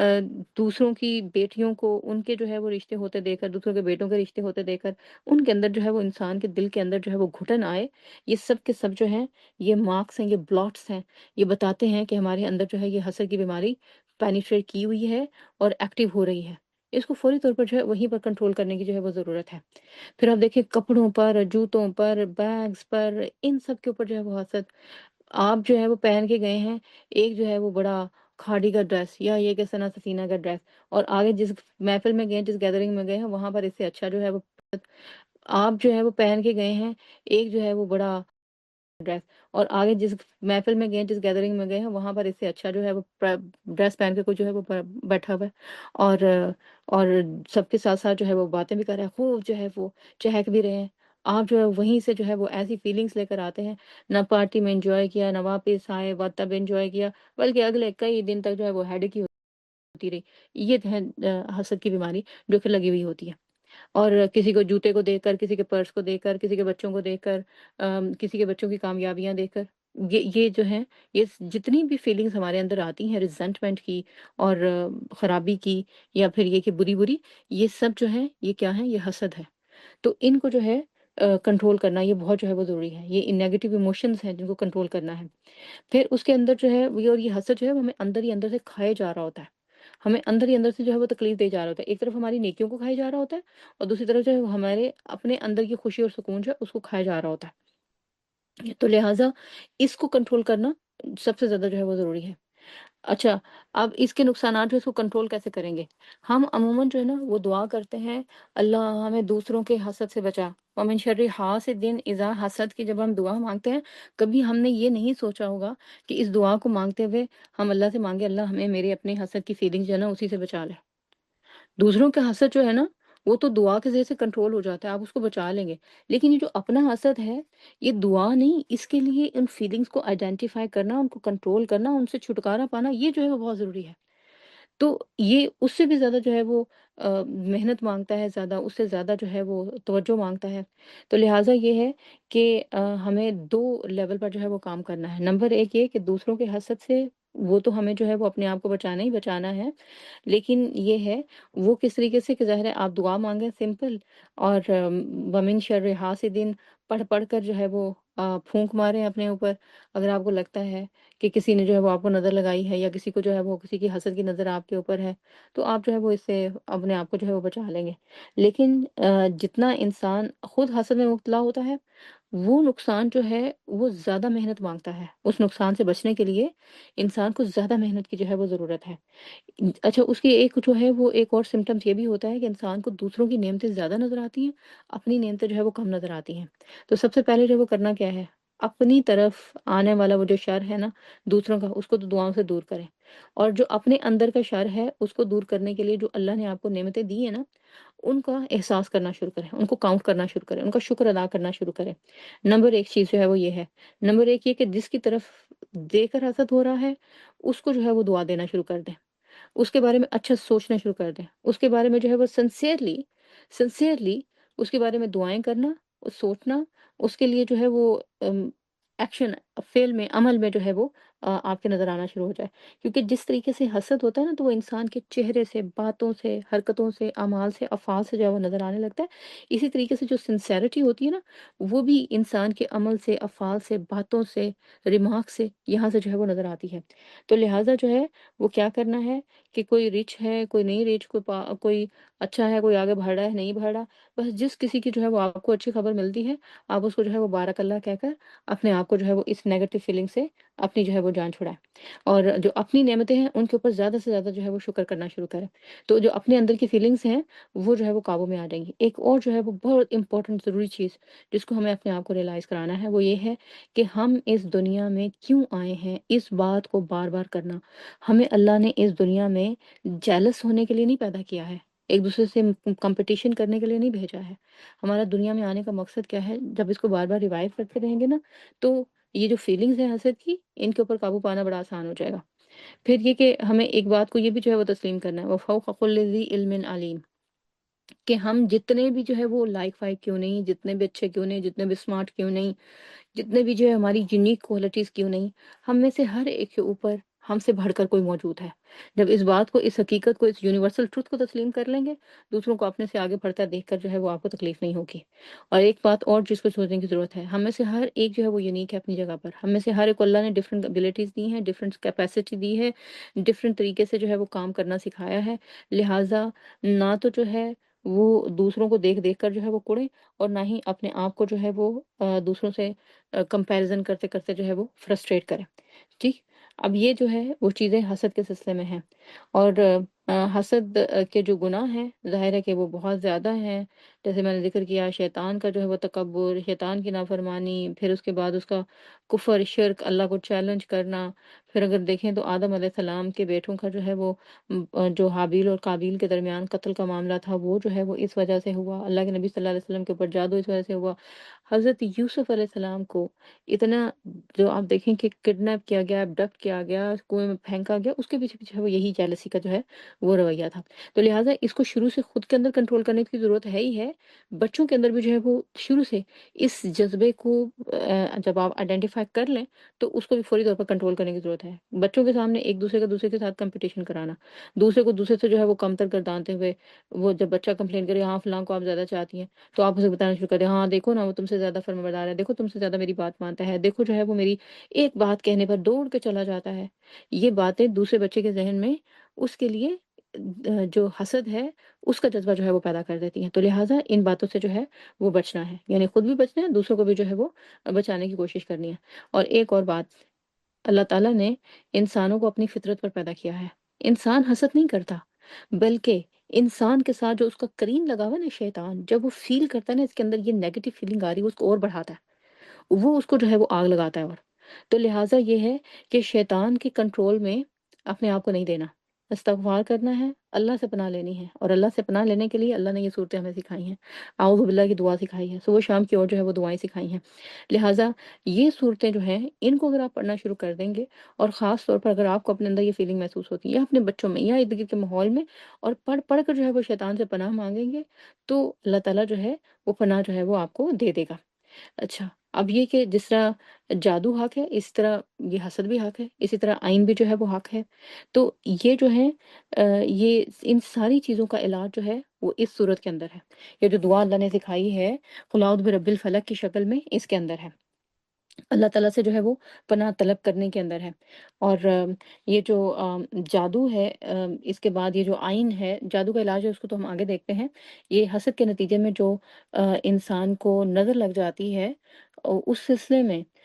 حضرت عائشہ رضی اللہ عنہ سے مروی ہے کہ وہ اس کی ایک جو ٹریٹمنٹ، پریکٹیکل ٹریٹمنٹ جو ہے وہ کیا ہے؟ ایک تو میں نے آپ کو بتایا کہ کچھ پہلے سٹیپس بتائے، اب یہ پریکٹیکل، اگر کسی کو نظر لگ جاتی ہے، واقعی کسی کی حسد کی نظر اس پہ پڑ گئی، یا پھر یہ کہ اس کو نظر لگ گئی، تو پھر کیا کرنا ہے؟ تو حضرت عائشہ کہتی ہیں کہ جس نے کسی پر نظر بد ڈالی، اسے وضو کرنے کا حکم دیا جائے گا، پھر جس کو یہ تکلیف ہوگی وہ اس پانی سے جو ہے وہ غسل کرے گا، اور اس کے اندر جو ہے وہ کیسے جو ہے وہ کرنا ہے وضو، کہ آپ نے کلی نہیں کرنی، باقی اپنا سارا وضو کر کے پانی ایک برتن میں جمع کرنا ہے، اور زیر ناف حصے کا جو پانی ہے اس کو بھی اس برتن میں جمع کرنا ہے، اللہ کے نبی صلی اللہ علیہ وسلم نے یہ طریقہ جو ہے بتایا، اور پھر اس کے بعد جو مریض ہے اس کو بٹھا کر، یعنی کہ جب اس نے نہا لیا ہے تو اس کو بٹھا کر پیچھے سے جو ہے اس کے اوپر پانی ڈال دیں۔ تو یہ جو ہے وہ اس طریقے سے وضو کے اس طریقے سے، یا یہ جو طریقہ حضرت عائشہ نے بتایا ہے اللہ کے نبی صلی اللہ علیہ وسلم کی سنت سے، اس سے جو ہے وہ کیور ہوتا ہے، اس سے جو ہے وہ فائدہ ہوتا ہے، اور جو سخت سے سخت لگی ہوئی نظر بد ہوتی ہے اس کا بھی علاج ہو جاتا ہے۔ اس میں کسی کے پاس بھاگنے، دوسروں سے تویز لینے، پھونکے مروانے، پانی کے اوپر پھونکے مروا کے ان کو پینے، ان سب میں سے کسی چیز کی بھی جو ہے وہ ضرورت نہیں ہے۔ یہ صورتیں کافی ہیں آپ کو حسد سے بچانے کے لیے، اپنے اندر ہے یا دوسروں کے اندر ہے، نظر بد ہے اس سے بچانے کے لیے، اور جادو سے بچانے کے لیے۔ اب یہ دو صورتیں جو ہیں یہ دو طریقوں سے جو ہے وہ کام کرتی ہے۔ نمبر ایک، بطور تحفظ کے کام کرتی ہے، یعنی جو اسلام کا طریقہ کار ہے نا، وہ یہ ہے کہ پرابلم کے آنے سے پہلے ہی پرابلم کا جو ہے وہ حل نکال لو۔ جسے کہتے ہیں نا کہ اردو میں وہ جملہ بولتے ہیں، پرہیز علاج سے بہتر ہے۔ تو یہ جو پہلے جو ہے وہ آپ کو پرہیز سکھایا جاتا ہے۔ دیکھیں اللہ تعالیٰ نے اس صورت کو جو ہے وہ قرآن کا حصہ بنایا ہے، اور قرآن کا حصہ بنا کر اللہ نے ہمیں یہ بتایا ہے کہ تم اسے اپنی زندگی کا حصہ بنا لو، تاکہ جو ہے وہ تمہاری پروٹیکشن ہو جائے۔ حسد کے بارے میں تو ہم نے دیکھ لیا نا کہ اس کو جو ہے وہ کیسے ہم نے کیور کرنا ہے، دعا دینی ہے، اور اپنے آپ کو جو ہے ان فیلنگ سے بچانا ہے۔ اب یہ جو خاص طور پر جادو کے سلسلے میں ان صورتوں سے جو ہے وہ کیسے کیور لینا ہے، کیسے جو ہے وہ تحفظ لینا ہے پہلے، وہ اس میں کیا ہے کہ ان صورتوں کو اپنی صبح شام کی دعاؤں کا حصہ بنانا ہے، اور ان سے جو ہے وہ علاج کرنا ہے، اور ان کو جس طریقے سے آپ صلی اللہ علیہ وسلم نمازوں کے بعد ایک ایک دفعہ جو ہے پڑھنے کا آپ صحابہ کو حکم دیتے تھے، یا ایک صحابی کو آپ نے بتایا، اور صبح و شام تین تین دفعہ پڑھنے کا، اور رات کو جو ہے وہ تین دفعہ پڑھ کے اپنے اوپر جو ہے وہ پھونک مارنے کا۔ تو جو اگر کسی بھی کوئی بھی کوئی پرابلم، کوئی بلا، کوئی پریشانی، کوئی طوفان آپ کی زندگی میں اندر باہر آنے والا ہے یا آ رہا ہے، اس سے جو ہے وہ آپ محفوظ ہو جائیں گے، اور آپ کو اللہ تعالیٰ جو ہے وہ محفوظ کر دیں گے۔ پھر اس کے علاوہ جو ہے وہ یہ ہے کہ ان میں کچھ الفاظ ایسے بھی ہمارے سامنے آتے ہیں جو کہ پہلی آیت میں ہیں، اور یہ ہمیں بتاتے ہیں کہ اگر ہم نے اس کو دعا کی شکل میں جب مانگنا ہے تو ہمارے اندر کی فیلنگ جو ہے وہ کیسی ہونی چاہیے۔ کل کہہ کر اللہ تعالیٰ نے ہمیں یہ بتایا ہے کہ صرف ضرورت کے وقت ہی ان دعاؤں کو نہیں پڑھنا ہے، بلکہ ان کو اپنی زندگی کا مستقل جو ہے وہ حصہ بنانا ہے، تاکہ ہماری جو ہے وہ حفاظت ہو سکے۔ پھر جو ہے وہ ہمیں کل کہہ کر یہ بھی جو ہے وہ سکھایا گیا ہے کہ ہم نے اس کو صرف زبان اور باتوں کی حد تک، الفاظ کی حد تک نہیں رکھنا، بلکہ ہمارے اعمال اور افعال سے بھی اللہ تعالیٰ کے ساتھ ہمارا تعلق جو ہے وہ واضح ہونا چاہیے، یعنی کہ اللہ سے تعلق جڑ جانا چاہیے۔ ہماری باتیں ہوں، ہمارے کام ہوں، ہماری عادتیں ہوں، ہمارے معمولات، روٹین، یہ سب جو ہے وہ اللہ سے منسلک ہونے والے ہوں، اللہ سے ہمیں جو ہے وہ جوڑنے والے ہوں۔ اللہ تعالیٰ نے ہمیں پہلے بھی یہی بات کہی تھی سورہ آل عمران کے اندر کہ وَاعْتَصِمُوا بِحَبْلِ اللَّهِ جَمِيعًا وَلَا تَفَرَّقُوا۔ تو اللہ کی یہ جو رسی ہے اس کو مضبوطی سے پکڑ لینا، دراصل اللہ سے جوڑنا ہے۔ اس اب فرض نمازوں کے بعد آپ جو ہے وہ نوافل یا پھر دعاؤں کا جو اہتمام کرتے ہیں، یہ بھی اللہ سے جڑنے کے لیے ہے۔ پھر دوسری چیز یہ ہے کہ جس طریقے سے یہ دعائیں اور اذکار ہمیں فائدہ دیتے ہیں، ان میں اللہ پر بھروسہ یہ بہت ضروری ہے۔ یہ ہمیں آؤز کے ورڈ میں جو ہے وہ سکھایا گیا ہے کہ آؤز کا کیا مطلب ہے؟ اللہ سے جو ہے وہ کلنگ ہو جانا کسی، اور اس کا جو مطلب ہے لغت میں وہ کیا ہے؟ کسی پر ٹرسٹ کرتے ہوئے اس کی حفاظت میں آنا، اور کسی ان سین شر سے بچنے کے لیے پروٹیکشن مانگنا، اپنے آپ کو کمزور سمجھتے ہوئے جو ہے وہ حفاظت میں آنا۔ تو پھر اس میں جو ہے وہ کیا کیا چیزیں شامل آ گئی؟ نمبر ایک، اللہ پہ ٹرسٹ کرنا۔ نمبر ٹو، یہ کہ اپنے آپ کو عاجز اور کمزور سمجھتے ہوئے۔ نمبر تین، نہ نظر آنے والی چیزوں سے اپنے آپ کو اللہ کی حفاظت میں جو ہے وہ دینا۔ تو اللہ سے جب ہم جڑ جائیں گے، کلنگ ہو جائیں گے، کلنگنگ کا مطلب سمجھتے ہیں نا آپ؟ یہ جو کلنگ فوائل ہوتی ہے وہ کیسے جو ہے وہ اس چیز کے ساتھ چمٹ جاتی ہے کہ اس سے الگ کرنا کتنا جو ہے وہ مشکل ہو جاتا ہے۔ تو اللہ تعالیٰ اس طریقے سے چاہتے ہیں کہ میرا بندہ مجھ سے جو ہے وہ جڑ جائے۔ تو پھر کوئی ایول آئی ہو، کوئی نظر بد ہو، کوئی جادو ہو، کوئی سحر ہو، یا یہ کہ کوئی بیماری ہو، کوئی بیکٹیریا ہو، کوئی وائرس ہو، وہ آپ پر جو ہے وہ حملہ نہیں کرے گا، کرے گا بھی تو آپ کو نقصان نہیں پہنچائے گا، الا یہ کہ اللہ نے وہ تقدیر میں لکھا ہوا ہے۔ اور پھر یہ کہ ہمیں اللہ پر توکل اور بھروسہ جو ہے اس کو قائم رکھنا ہے، اور اس پر جو ہے وہ اللہ تعالیٰ رب کہہ کر ہمارا اپنے سے تعلق جو ہے وہ ہمیں مزید اس کو واضح کرتے ہیں کہ ہم جو دعا مانگیں، جو مناجات مانگیں، ہم اس بات میں اپنے اوپر کانفیڈنس کے ساتھ اللہ سے مانگیں کہ میرا رب جو ہے وہ میری بات سنتا ہے، میرے ساتھ اس کا تعلق محبت کا ہے، وہ مجھے پروان چڑھاتا ہے، میری دعا کو بھی ضرور سنے گا اور مجھے ان مسائل سے جو ہے وہ نکالے گا۔ تو یہ چیزیں جو ہیں، اس سے کیا ہوگا، اللہ کے اوپر ہمارا توکل بھی بڑھے گا، اللہ کے اوپر جو ہے وہ ہمارا اعتماد بھی بڑھے گا۔ پھر اس کے علاوہ یہ ہے کہ اللہ سے جو ہے وہ اپنے تعلق کو مضبوط کرنا ہے ہم نے اپنے افعال کے ذریعے سے بھی، اللہ پر بھروسہ کرنا ہے، یہ بھی ہم نے دیکھ لیا۔ اللہ سے عاجزی، یہ جو ہے یہ ہماری دعائیں جس طریقے سے ہم نے کرنی ہیں اور سورہ فلق کی دعا ہم نے کیسے مانگنی ہے، ان میں یہ سارے ایلیمنٹ جو ہے وہ ہونے چاہیے۔ تو اس سے ہمیں جو ہے وہ کسی مسئلے کے پیدا ہونے سے پہلے ہی اللہ کا تحفظ جو ہے وہ حاصل ہو جائے۔ پھر اس کے بعد جو ہے وہ حضرت نبی صلی اللہ علیہ وسلم سے ہمیں مزید ملتا ہے کہ اللہ کے نبی صلی اللہ علیہ وسلم پر جو جادو ہوا، اور پھر حضرت عائشہ نے اس سلسلے میں جو ہمیں روایت بتائی ہے، جو حدیث ہم تک پہنچائی ہے، اس میں سورہ فلق جو ہے اس کو بطور علاج کے بھی جو ہے اس میں پتہ چلتا ہے ہمیں۔ آپ صلی اللہ علیہ وسلم جو ہے ہمیں جو طریقے بتا کر گئے ہیں، جو علم آپ نے ہمیں بتایا، جو سنت کا طریقہ ہمیں بتایا، اس میں ہمیں یہ بتایا ہے کہ ہمیں ڈرنے کی ضرورت نہیں ہے۔ اگر کسی پر جادو ہو جائے، کوئی عجیب عجیب قسم کی چیزیں نظر آنا شروع ہو جائیں، کوئی مسائل ایسے ہونا شروع ہو جائیں، تو اس میں ڈرنا نہیں ہے، بلکہ کیا کرنا ہے، اللہ سے خوب خوب خوب جو ہے وہ دعا کرنی ہے،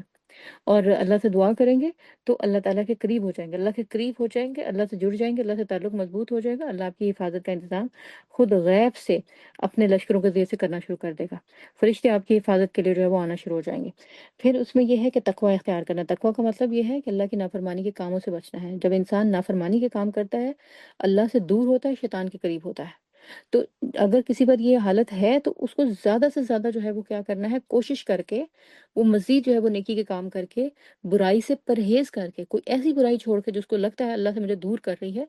اللہ کے قریب ہونے کی کوشش کریں۔ پھر اسی طریقے سے طہارت، اس کا اہتمام کرنا ہے، کیونکہ جو جن ہے اور جو یہ شیاطین ہے، یہ گندی جگہوں کے اوپر آتے ہیں، اور گندی جگہوں پر ہی انسان کے اوپر حملہ آور ہوتے ہیں، مثلا ٹوائلٹ، یا پھر اسی طرح سے ویران جگہیں، یا ایسی جگہیں جہاں پر جو ہے وہ بہت گندگی ہوتی ہے۔ تو طہارت کا خاص خیال رکھنا ہے، جسمانی طہارت بھی، اور اخلاقی طہارت بھی، اور پھر اس کے علاوہ یہ کردار کی طہارت بھی۔ تو یہ ساری طہارت، تقوی، یہ سارا مل کر طہارت جو ہے یہ باہر کا تقوی ہے، اور یہ جو تقوی ہے یہ اندر کی پاکیزگی ہے۔ تو یہ دونوں جب آپ کو اندر باہر سے پاکیزگی ادا کر دیں گی، آپ اللہ کے قریب ہو جائیں گے۔ اللہ جو ہے وہ کس کو پسند کرتا ہے؟ واللہ یحب المطہرین، واللہ یحب المتطہرین، دونوں طریقوں سے آیا ہے۔ اللہ طہارت اختیار کرنے والوں کو، اندر باہر دونوں طریقے سے اپنے کو صاف رکھنے والوں کو پسند کرتا ہے۔ پھر اسی طریقے سے نمازوں کی پابندی، جب آپ فرض پڑھتے رہتے ہیں، فرض نماز کی ادائیگی کرتے ہیں، اللہ کو آپ بہت محبوب ہوتے ہیں۔ سنت نوافل پڑھنا شروع کر دیتے ہیں، اللہ کے مزید جو ہے وہ قریب ہونا شروع کر دیتے ہیں۔ اور اس حدیث قدسی کے مطابق اللہ تعالیٰ ایسے لوگوں کا ہاتھ بن جاتا ہے، مطلب اللہ تعالیٰ ان کو طاقت جو ہے وہ مہیا کرتا ہے، اور ان کا جو ہے وہ کان بن جاتا ہے، ان کی آنکھیں بن جاتا ہے، مطلب پھر وہ برائی سے دور ہو جاتا ہے، اور جیسے ہی آپ برائی سے دور ہوتے ہیں، شیطان سے بھی دور ہو جاتے ہیں۔ تو یہ جو ہے یہ طریقے پریکٹیکل بھی ہیں، صرف زبان سے کرنے والے نہیں ہیں۔ اور ہمیں حضرت عائشہ کی جو روایت ملتی ہے، وہ آگے جو اگلی حدیث ہے جس میں وہ کہتی ہیں کہ رسول اللہ صلی اللہ علیہ وسلم جب بیمار پڑتے تو معوذات کی صورتیں پڑھ کر اپنے اوپر دم کرتے، اس طریقہ کے ساتھ کہ ہوا کے ساتھ جو ہے وہ کچھ تھوک بھی نکلتا تھا۔ تو یہ بھی جو ہے آپ جب اپنے ہاتھوں پہ پھونک ماریں تو اس کو بھی جو ہے شامل کر لیں، یعنی یہ والا میتھڈ جو ہے اس کو اڈاپٹ کریں۔ پھر جب وہ مرض الموت میں تھے، یعنی آپ صلی اللہ علیہ وسلم، اور آپ کی تکلیف جو ہے وہ بڑھ گئی، تو حضرت عائشہ کہتی ہیں میں ان صورتوں کو پڑھ کر اللہ کے نبی صلی اللہ علیہ وسلم کے ہاتھوں پر دم کرتی تھی، اور کیوں دم کرتی تھی؟ برکت کی امید میں، کہ آپ صلی اللہ علیہ وسلم کے جسم مبارک پر پھر میں پھرتی تھی کہ آپ صلی اللہ علیہ وسلم کے اپنے ہاتھوں میں بھی برکت ہے، کیونکہ ظاہر ہے اللہ کے پیغمبر تھے، اور پھر اس کے اوپر سورہ فلق اور سورہ ناس کی تلاوت کر کے پھونکتی تھی، اور پھر وہی ہاتھ جو ہے آپ صلی اللہ علیہ وسلم کے چہرے پر، سر پر اور باقی جسم پر جو ہے وہ پھیرتی تھی، تاکہ آپ کو جو ہے وہ اس سے شفا جو ہے وہ نصیب ہو۔ اگر ہم یہ طریقے اڈاپٹ کر لیں ایک تو طریقہ علاج، دوسرا تحفظ کے لیے پہلے سے جو ہے ان کو اپنی زندگی میں شامل کر لیں، اور پھر اللہ پر توکل بھی رکھیں، بھروسہ بھی رکھیں، برائیوں سے بھی پرہیز کریں، اور اپنے آپ کو پاک صاف رکھنے کی بھی کوشش کریں، تو انشاءاللہ ہر بیماری، ہر بلا، ہر طوفان، ہر مسئلے، ہر جادو، ہر حسد، ہر عین سے جو ہے انشاءاللہ چھٹکارا جو ہے وہ ہمیں نصیب ہو جائے گا۔ اور اگر کوئی کرے گا بھی نا، تو یہ جو آپ کے ارد گرد ایمان اور تقوی کی لیئر ہے، یہ اس کو آپ کے اور اس کے درمیان ایسا بیریئر کا کام سر انجام دے گی کہ آپ کو پتہ بھی نہیں چلے گا کہ کسی نے آپ کے اوپر نظر بد ڈالی، آپ کے اوپر جو ہے وہ ایسی کوئی حسد کی نظر ڈالی، یا آپ پہ جادو کیا، یا آپ پر جو ہے وہ سحر کیا۔ تو انشاءاللہ اللہ تعالیٰ جو ہے وہ آپ کو ہمیشہ اپنی حفاظت میں رکھیں گے۔ اور اگر اللہ نے تقدیر میں کچھ لکھ دیا ہے ایسا، تو پھر وہ جو ہے اس کی مرضی ہے، پھر ہمیں جو ہے اس کے اوپر صبر کرنا ہے اور اللہ کی خوشی میں خوش رہنا ہے، پھر بھی ہم اللہ کے قریب ہی رہیں گے، اور اللہ تعالیٰ تبھی جو ہے وہ ہماری حفاظت فرمائیں گے۔ ان پریکٹیکل چیزوں کے ساتھ اور یہ جو دعائیں ہیں، یہ آپ کو تحفے کے طور پر جو ہے وہ دیتے ہوئے میں اجازت چاہوں گی۔ ربنا تقبل منا انک انت السمیع العلیم وتب علینا انک انت التواب الرحیم، سبحان ربک رب العزة عما یصفون وسلام علی المرسلین والحمد للہ رب العالمین۔ السلام علیکم ورحمۃ اللہ وبرکاتہ۔ بسم الله الرحمن الرحيم قل أعوذ برب الفلق من شر ما خلق ومن شر غاسق إذا وقب ومن شر النفاثات في العقد ومن شر حاسد إذا حسد